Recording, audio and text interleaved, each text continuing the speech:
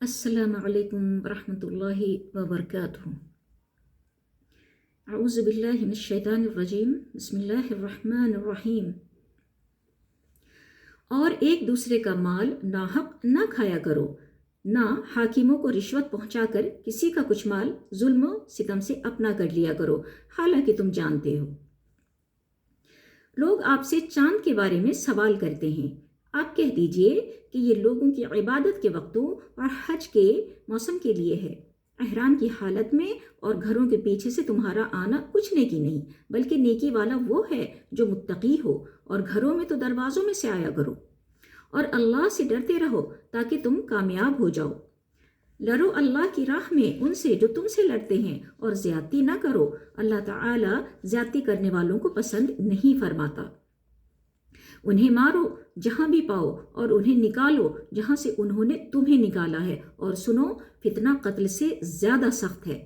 اور مسجد حرام کے پاس ان سے لڑائی نہ کرو جب تک کہ یہ خود تم سے نہ لڑیں، اگر یہ تم سے لڑیں تو تم بھی انہیں مارو، کافروں کا بدلہ یہی ہے۔ اگر یہ باز آ جائیں تو اللہ تعالی بخشنے والا مہربان ہے۔ ان سے لڑو جب تک کہ فتنہ نہ مٹ جائے اور اللہ تعالیٰ کا دین غالب نہ آ جائے۔ اگر یہ رک جائیں تو تم بھی رک جاؤ، زیادتی تو صرف ظالموں پر ہی ہے۔ حرمت والے مہینے حرمت والے مہینوں کے بدلے ہیں، اور حرمتیں ادلے بدلے کی ہیں۔ جو تم پر زیادتی کرے تم بھی اس پر اسی کے مثل زیادتی کرو جو تم پر کی ہے، اور اللہ تعالیٰ سے ڈرتے رہا کرو، اور جان رکھو کہ اللہ تعالیٰ پرہیزگاروں کے ساتھ ہے۔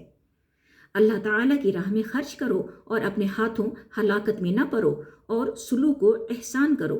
اللہ تعالیٰ احسان کرنے والوں کو دوست رکھتا ہے۔ حج اور عمرے کو اللہ تعالیٰ کے لیے پورا کرو۔ ہاں، اگر تم روک لیے جاؤ تو جو قربانی میسر ہو اسے کر ڈالو، اور اپنے سر نہ منڈواؤ جب تک کہ قربانی قربان گاہ تک نہ پہنچ جائے۔ البتہ تم میں سے جو بیمار ہو یا اس کے سر میں کوئی تکلیف ہو جس کی وجہ سے سر منڈالے تو اس پر فدیہ ہے، خواہ روزے رکھ لے، خواہ صدقہ دے، خواہ قربانی کرے۔ بس جب تم امن کی حالت میں ہو جاؤ تو جو شخص عمرے سے لے کر حج تک تمتع کرے، بس اسے جو قربانی میسر ہو اسے کر ڈالے۔ جسے طاقت ہی نہ ہو وہ 3 روزے تو حج کے دنوں میں رکھ لے، اور 7 واپسی میں، یہ پورے 10 ہو گئے۔ یہ حکم ان کے لیے ہے جو مسجد حرام کے رہنے والے نہ ہوں۔ لوگو، اللہ سے ڈرتے رہو، اور جان لو کہ اللہ تعالیٰ سخت عذاب والا ہے۔ حج کے مہینے مقرر ہیں، اس لیے جو شخص ان میں حج لازم کر لے وہ اپنی بیوی سے میل ملاپ کرنے، گناہ کرنے اور لڑائی جھگڑے کرنے سے بچتا رہے۔ تم جو نیکی کرو گے اس سے اللہ تعالیٰ باخبر ہے، اور اپنے ساتھ سفر خرچ لے لیا کرو۔ سب سے بہتر توشہ اللہ تعالیٰ کا ڈر ہے، اور اے عقل مندو، مجھ سے ڈرتے رہا کرو۔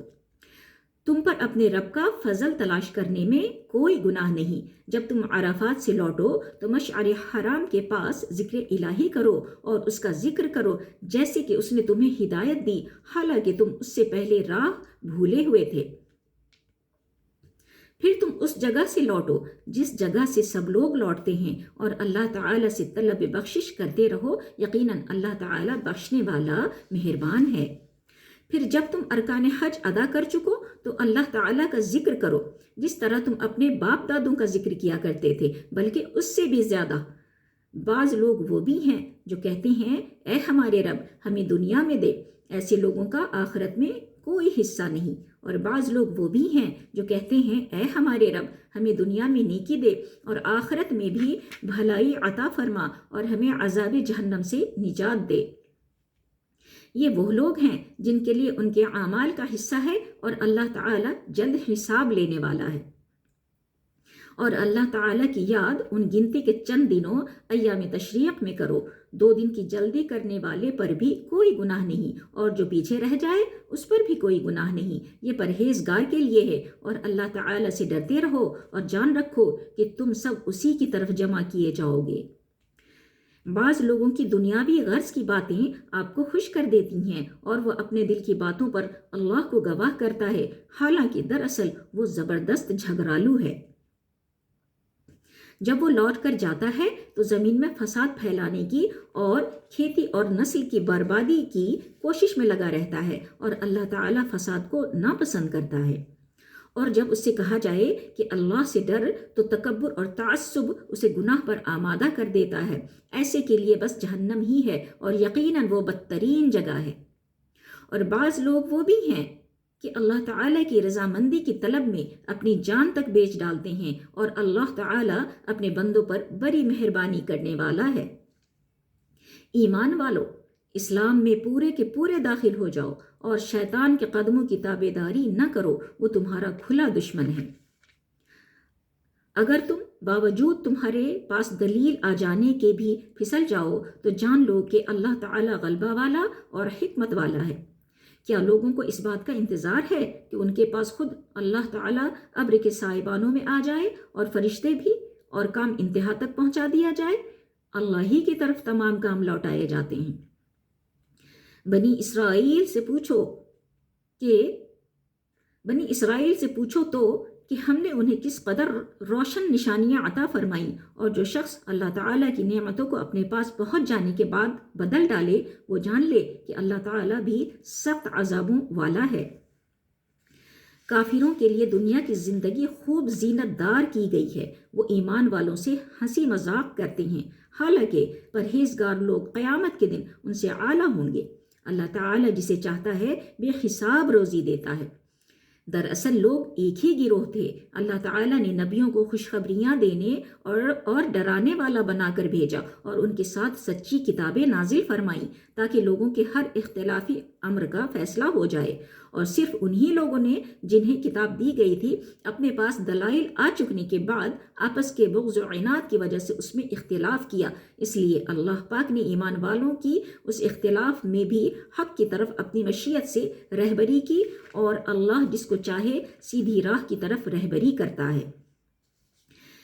کیا تم یہ گمان کر بیٹھے ہو کہ جنت میں چلے جاؤ گے، حالانکہ اب تک تم پر وہ حالات نہیں آئے جو تم سے اگلوں پر آئے تھے؟ انہیں بیماریاں اور مصیبتیں پہنچیں، اور وہ یہاں تک جھنجھوڑے گئے کہ رسول اور اس کے ساتھ کے ایمان والے کہنے لگے کہ اللہ کی مدد کب آئے گی؟ سن رکھو کہ اللہ کی مدد قریب ہی ہے۔ آپ سے پوچھتے ہیں کہ وہ کیا خرچ کریں؟ آپ کہہ دیجئے، جو مال تم خرچ کرو وہ ماں باپ کے لیے ہے، اور رشتہ داروں اور یتیموں اور مسکینوں اور مسافروں کے لیے ہے، اور تم جو کچھ بھلائی کرو گے اللہ تعالیٰ کو اس کا علم ہے۔ تم پر جہاد فرض کیا گیا، گو وہ تمہیں دشوار معلوم ہو۔ ممکن ہے کہ تم کسی چیز کو بری جانو اور دراصل وہی تمہارے لیے بھلی ہو، اور یہ بھی ممکن ہے کہ تم کسی چیز کو اچھی سمجھو حالانکہ وہ تمہارے لیے بری ہو۔ حقیقی علم اللہ ہی کو ہے، تم محض بے خبر ہو۔